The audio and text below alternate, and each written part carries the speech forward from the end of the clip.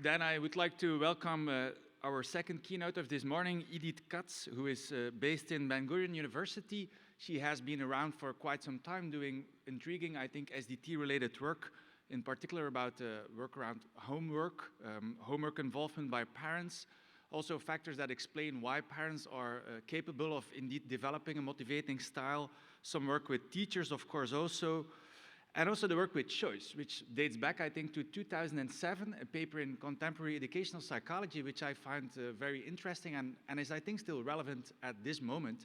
And so I'm really pleased to see that your talk today addresses the issue of choice by itself. So, Idit, maybe what I said about, and on a more personal level, what I like about Idit is I think she's a very sweet person.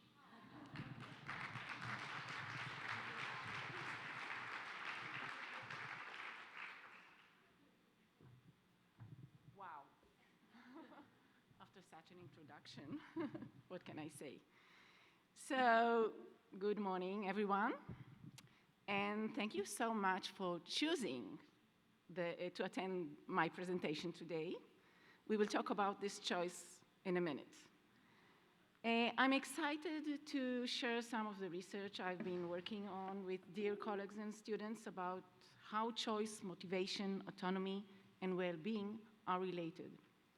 I will share some research and theoretical ideas to answer the question, when does choice motivate and when it does not?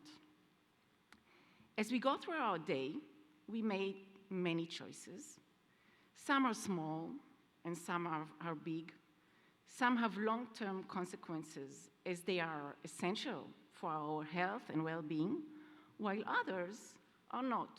It means that it will not affect us this way or another, no matter what option we choose. For example,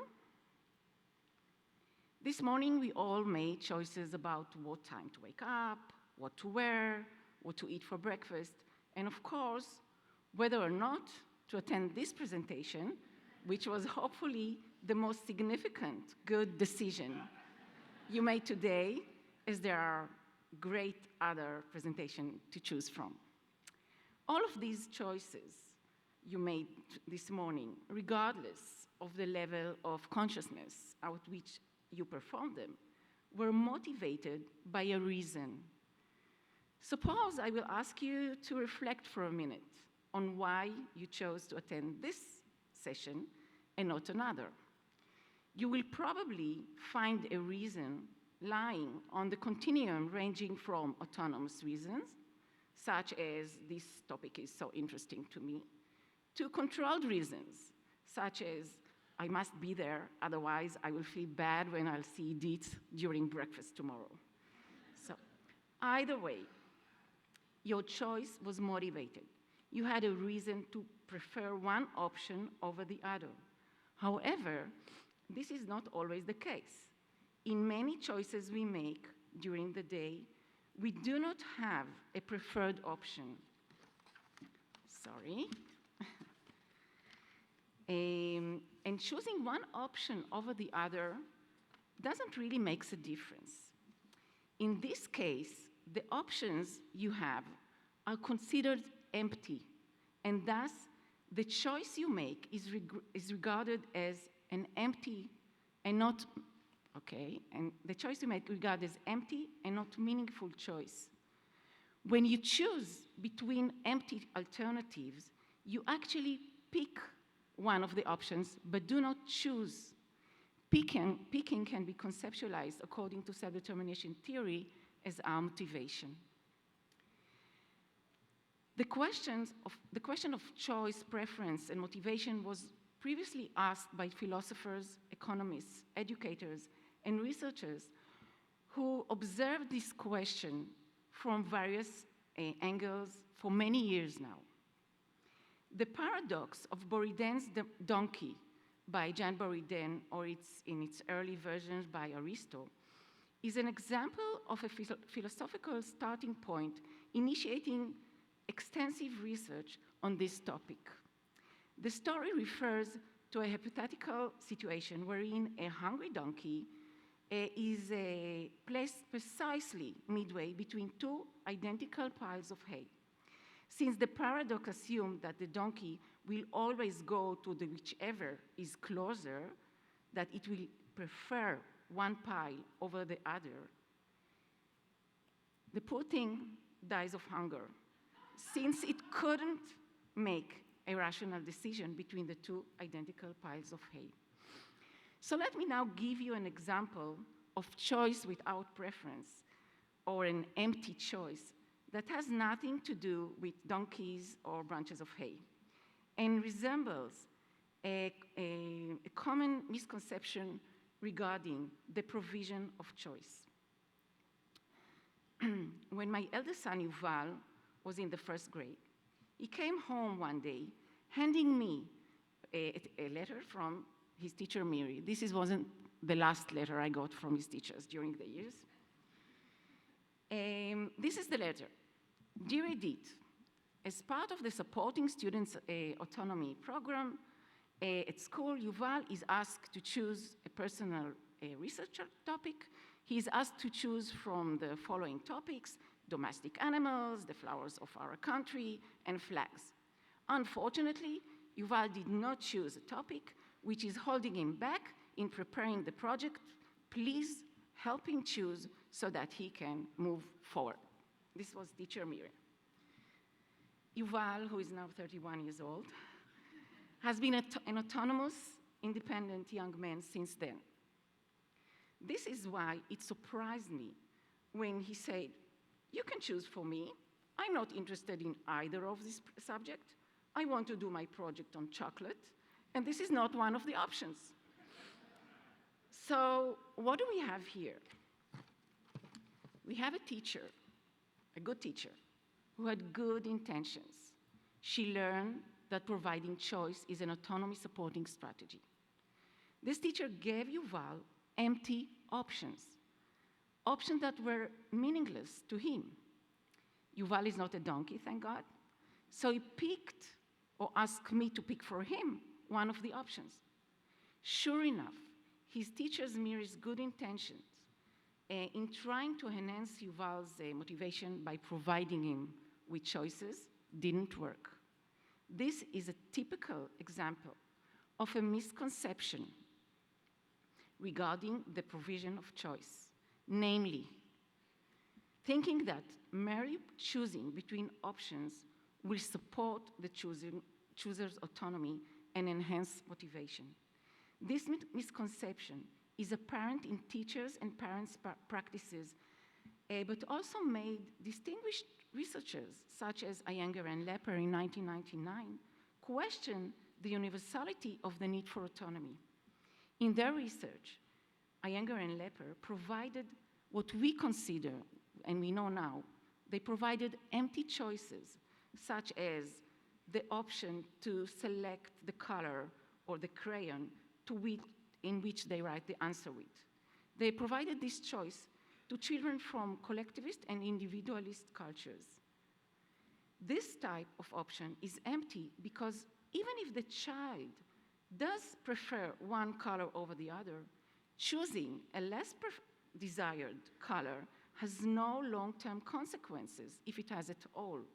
So it is really easy to give up the person preference in this case.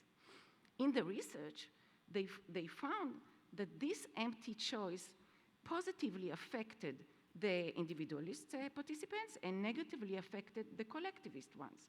Thus, they challenged the SDT basic assumption that autonomy is a universal human need. However, while these researchers intended to investigate the universality of the need for autonomy, they actually investigated the effect of the action of choosing for myself. They were right, though. Oh, I forgot to. They were right, though. And they were correct in suggesting that asking to whom does the provision of choice motivates and to whom does it not is an important question to be asked. And this is actually what we did in the following studies. We conducted a series of studies to explore the potential cultural differences in the significance of self-choice and the impact of meaningful choices on the motivation of children from different cultures. My PhD thesis, which was many years ago, served as the foundation of much of my later research. Together with Avia So, we investigated 3 groups of adolescents. We investigated Jewish secular, Jewish religious, and Bedouins. This group differed in their level of collectivist and individualist values, providing us a unique opportunity to explore these questions. We approached the adolescents from these 3 groups in school and provided them with a list of extracurricular activities to be available in the upcoming semester. The students were asked to indicate which activity they most liked and the one they didn't want to participate in whatsoever. After a few weeks, we returned to the school and we divided the participants into 3 experimental conditions, which isolated the potential impact of the self-choice action from the effect of the condition in which participants had no choice, but the option chosen for them was aligned or mismatched their initial interest and preference, which they indicated a few weeks before. In the first condition, participants were given the freedom to choose the activity they preferred to participate in. In the second condition, participants were informed that they had no choice, but the selected activity for them aligned with their initial preferences. In the third condition, participants were informed that the selected activity for them was the one they had initially indicated as their least preferred option. We then measured participants' various indicators of motivation and well-being, and the results of this study have generally suggested that A, the value of making my own choice is indeed rooted in Western individualism. Therefore, the mere opportunity to choose for themselves had some impact on the adolescents from the Jewish secular group, but no impact on the Bedouin participants. However, the desire to pursue one's genuine interest is a fundamental and thus universal aspect of being a human. Supporting it enhances motivation and well-being, while depriving it reduced motivation and well-being regardless of the participant's cultural background. Shoshi Karen conducted her PhD research under Avia So's supervision using a similar experimental methodology. However, her study investigated the impact of choice and not choice conditions on activities that either supported or deprived the participants' disposition. For example, activities requiring speaking in front of audience, which I do now, may not account for the shyness of some participants. Thus, choosing such an activity for a shy student may hinder their disposition. So we did the same manipulation that we did in the previous study, and the study's finding revealed that even in collectivist cultures, in which like the Bedouin, where choosing for oneself is not highly valued, parents' choice of activity that contradict the child's disposition resulted in negative emotional and motivational outcomes, even if they are not verbally spoken. Although adolescents may permit the parents to choose for them, it was implicitly agreed upon that parents should consider their child's preference, interest, personality, and temperament to select the most suitable activity for him or for her. This study reinforced the notion that of the importance of a the unimportance of self-choice. This can be varied across cultures, but the necessity for autonomy, the need to pursue and fulfill one's authentic interest and disposition is universal. In the following studies, we aim to understand the contextual factors under which the provision of choice is motivating, and what are the mechanisms explaining why and when some people are motivated by having a choice while others are not. Building on the insight from the previously presented studies, we realize that if we really want to understand the benefits of choice, we should evaluate it in situations where meaningless and not empty choices are provided and taken. Namely, situations in which choosing one option over the other has significant consequences. Therefore, we designed the next set of studies to investigate participants' level of autonomy in meaningful life decision-making scenario, which is adolescent choice of a high school major. And let me, just for a few minutes, explain why choosing a high school major during the 9th grade is a crucial first career decision for adolescents in general, but specifically in Israel. Firstly, this decision is considered to have long-term consequences, as it determines what academic and professional routes are available in higher education and professions. This decision is also highly pressuring, and parents are usually highly involved in this decision, which allowed us to investigate the familial context in which this decision is made. Adding to this pressure, Israeli Jewish boys and girls must serve at the army for at least 2 years in the Israeli army after graduating high school, causing them to start their academic studies much later than youth in other countries. Changing the academic route of studies after the service would make them start the academic studies even later, increasing the stakes of this decision.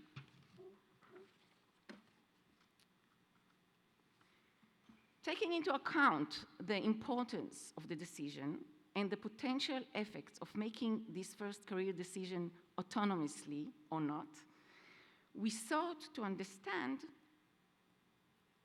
how free and autonomous the adolescent choice of a high school major truly was, and under what conditions they could make an autonomous choice that reflects their authentic desires and interests without feeling coerced or influenced by external factors. We used the conceptualization of Mahler, Deci, and Ryan in 2006 regarding autonomous or controlled decision and adapted it to the specific context. Now you can look where were you on this continuum deciding to come to this talk. In the first study, which was published in 2018, we aim to investigate the context in which this decision is made. Namely, we asked how autonomy supportive the parents were during the process of their child's choosing a high school major. And we also asked whether this support is associated with the level of autonomy with which adolescents ultimately made this decision, and the various outcomes, such as motivation, well-being, and grades, at the end of the first year of their major class. As you can see here, I hope that you can see it if it's not too small, parental support was associated with adolescents making the major high school decision autonomously, resulting in various positive outcomes, including grades, almost 1 year later. Continuing our investigation in the context of choosing a high school major, we conducted another study to explore further the association between parental support and adolescents' motivation for choosing a high school major. We investigated the mediating role of identity formation style by Brzezinski and the moderating effect of gender on this association. We hypothesized that adolescents will be more informative when parents support their autonomy. They will tend to employ a more critical attitude toward their self. They will be open to new information and willing to revise aspects of their identity. What am I good at? What makes me excited? And thus will be more autonomous in their choice of major.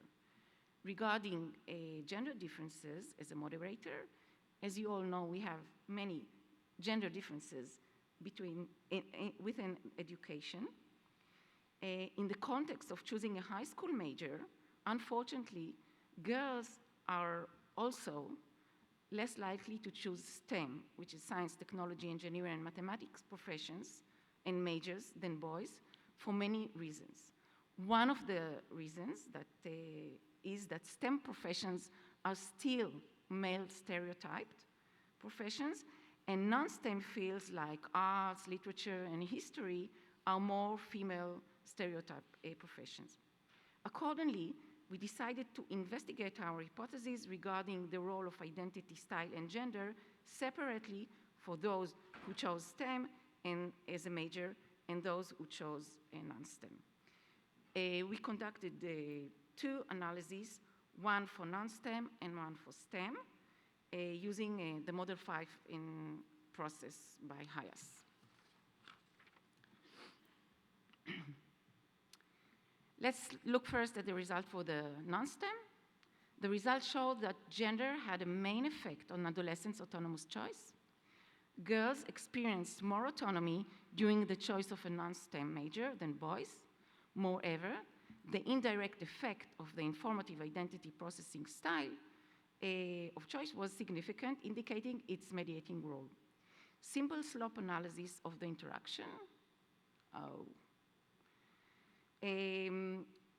showed that the relationship between supporting parenting and the autonomous choice was significant for both boys and girls. The interaction plot indicated that these relations in non-STEM fields were stronger for boys. In other words, although girls experienced increased autonomy when deciding on a non-STEM major, boys' autonomous choice of a non-STEM major depended more on the parents' support of their psychological needs. When choosing STEM, the picture is exactly the opposite. Gender had a main effect on adolescents' autonomous choice, but this time boys reported more autonomy when deciding on a STEM than girls. And the indirect effect was significant also here, which means that we really had a mediation effect here. The simple slope analysis of this interaction effect showed that this relationship was stronger this time for girls when the STEM profession was investigated. While boys experienced increased autonomy during choosing STEM, girls' ability to choose STEM autonomously depended more on the parents' support.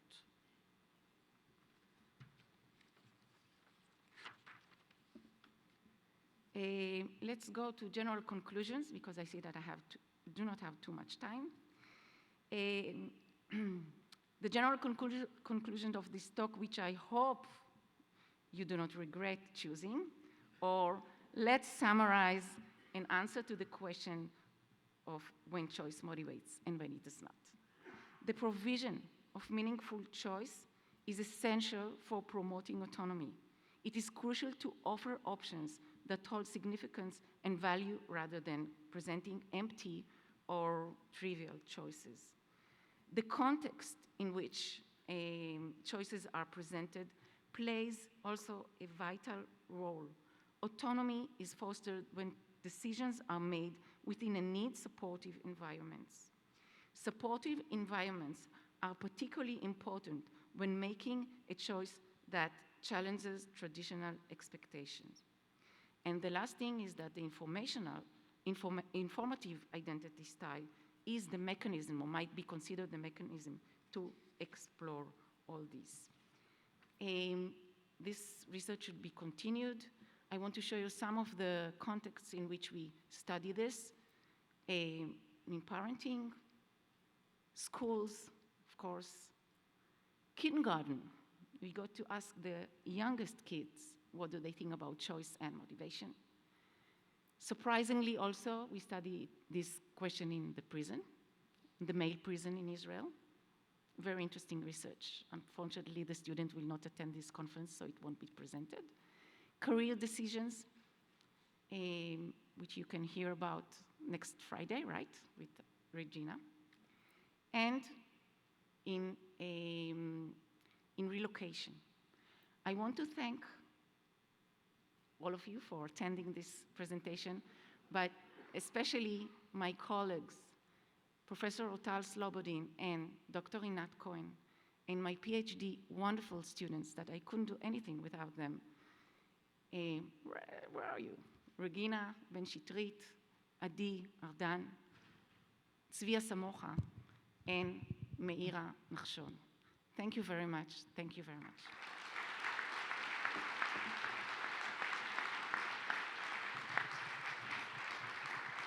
I should stay here for questions, right? I was running out. Yeah. Questions? Yes.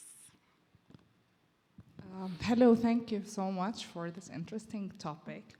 As I work in the field of autism spectrum disorder, so I'm really looking forward if you're going to be doing any research regarding replication of the choice paper with people on the spectrum, because I think according to CDC, we do have now 1 in 36 children who are on the spectrum. So, and I just want to pinpoint on how important it is to use maybe in your methodology the preference assessments where you said it means picking, and the one that we call it reinforcer assessment, where we can see that the behavior will increase over time because it comes from the intrinsic motivation of having that stimulus or that, let's say, event that is going to happen. Mm-hmm. So these two things, preference assessments and reinforcer assessments, are you thinking of including some of these assessments in your study that can maybe change the study results or maybe have different impact on that? Mm-hmm. Wow, thank you for the question. The autism spectrum population is quite unique. They are quite unique in their interests also. And I think this is a point that should be considered when providing them with choice. A few years ago, I had a research with Anne Renninger, who deals with the development of interest, and we assessed autistic people, high-functioning autism. We didn't get to the question of choice, but if I imply the result that I received there, if you give autistic people choice, you should consider, like other people with autism are not different this way. You should consider their interests. Actually, their interest was found in our research as the main route to their behavior and adapting their behavior. So if programs like ABA, which are strongly behavioral programs to promote the behavior of people with autism, if they give choice between, for example, the feedback, different feedbacks, they should also, you can be very restrictive in this kind of program, but you should also consider their interest in the feedback that you give them. I do not like this behaviorist style of education, but if people do that, they should consider it, that it's not different. The bottom line, it's not different. People have interest, even if they are in the autistic spectrum, and you should consider it when trying to help them adapt to the real world. We've got time for one more question. Yeah, I'm really lucky. Thank you very much for the interesting talk. So you mentioned that students have different preferences and differences to their choices. For example, some students, they come from different cultural backgrounds, and some are more shy. So I was wondering, in classroom with students that have different preferences, how do you find a balance to foster their interests overall? Or can you share some of your findings on this? Thank you very much. Yeah, it is, of course, it is very difficult to refer to the interest of 40 students in a classroom, which is this what we have in Israel regularly. But I think the teacher should, I mean, first of all, providing choice is not the only autonomy supportive strategy that teachers should practice. I mean, it's the most easier one. I mean, it's the most easier one to provide, but then teacher malpractice this strategy, as you've just seen in my talk. So maybe not exactly referring to each student preferences or interests, because it might be impossible, but asking the class or asking the students, or even, you know, something, if teacher Miri would provide this list of topics, and then would give the opportunity for a child like Yuval, who was not interested in either of them, to do his choice separately and talk to him about his choice, that would do the job. I mean, you cannot refer to the interest of each of the 40 students in your classroom, but you can apply a more open and interaction with the students to ask them what they are interested in. Because giving an empty choice, it's just meaningless. It has no effect.